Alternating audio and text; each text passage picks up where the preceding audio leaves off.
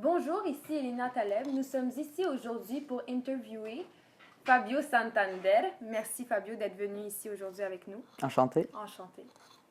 Alors Fabio, depuis combien de temps es-tu installé au Québec? Ça fait 15 mois. Ok, ça fait 15 mois. Et pourquoi tu as choisi de venir au Québec comme pays d'accueil? OK, je vais vous expliquer. Cuba, c'est un pays où est-ce que les gens sont très sociables. Il y a une très bonne ambiance, mais genre, c'est un pays très pauvre. Alors, tu peux pas viser des objectifs très hauts parce que t'as pas les moyens économiques pour les avoir.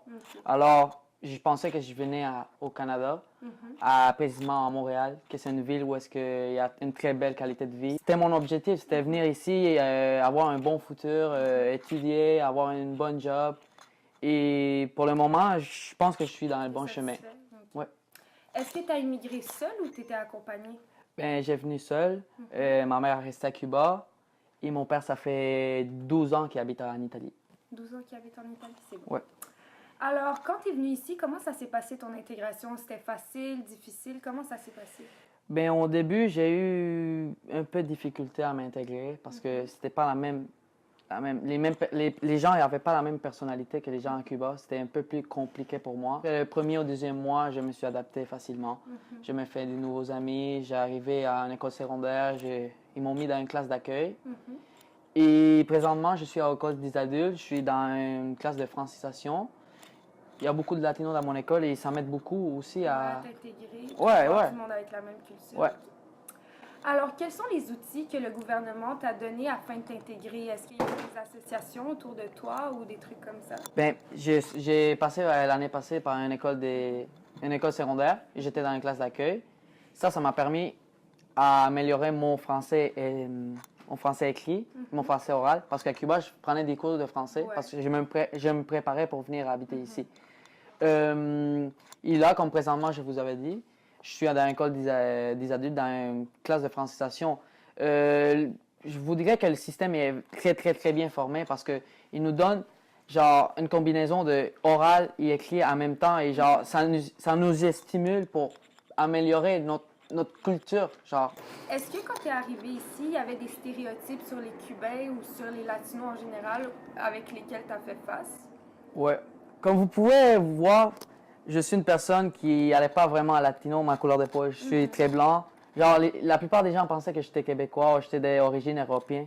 Mais quand je disais, non, je suis cubain, ils commençaient à parler, non, du rhum, Havana Club, des tabacs, Cohiba, ou les manières Les stéréotypes de Cuba, de parler à les filles, aux danser, tout ça. Et je comprends parce que c'est vrai, on se caractérise, nos caractéristiques, c'est ça, c'est comme ça, on est très joyeux, on aime danser, on aime boire, on aime s'amuser, on est vraiment très vivant. Ouais. Alors, comment tu trouves les Québécois de souche, les vrais Québécois d'ici? Quelle est ton opinion par rapport à ça?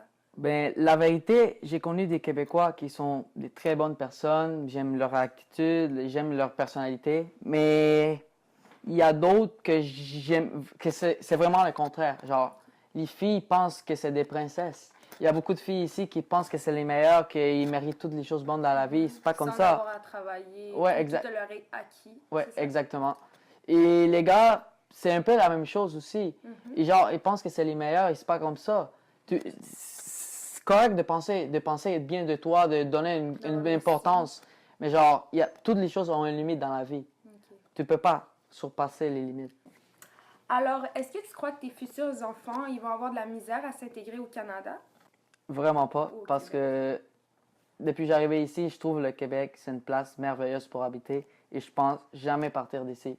Je veux en même temps montrer à mes enfants ma culture, mais je veux aussi qu'ils aillent la culture d'ici. Parce que c'est vraiment important. Je veux pas que les gens les regardent avec une mauvaise face. Vous comprenez? Je veux pas affecter la vie de mes enfants. Et je pense que ça serait vraiment bon un mélange entre des cultures, genre moi, ma culture cubaine avec une culture d'autres pays. Ça peut être québécois, ça peut être français, ça peut être allemand, arabe. Oui, je pense que c'est vraiment bon et c'est sûr que moi, je vais rester habiter ici, c'est sûr. Est-ce que la communauté cubaine autour de toi, tu as vu qu'ils avaient de la difficulté à s'intégrer ici ou tu n'as pas connu trop de Cubains ici?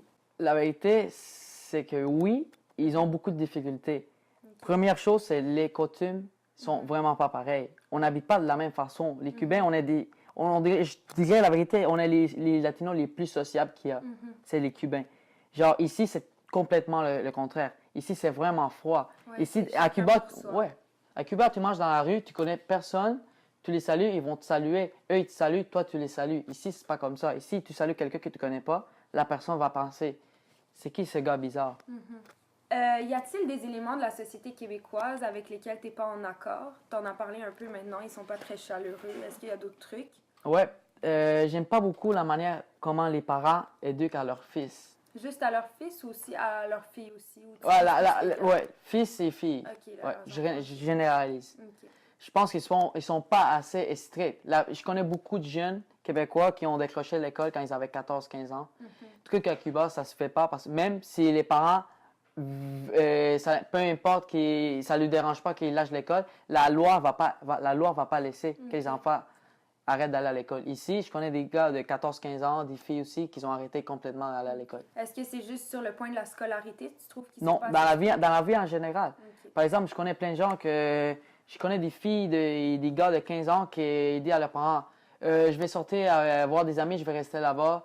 Mais genre, la mère ou le père s'en fout, tu dis, OK, tu fais ce que tu veux. OK. Est-ce que tu recommanderais le Québec à tes amis qui sont restés à Cuba?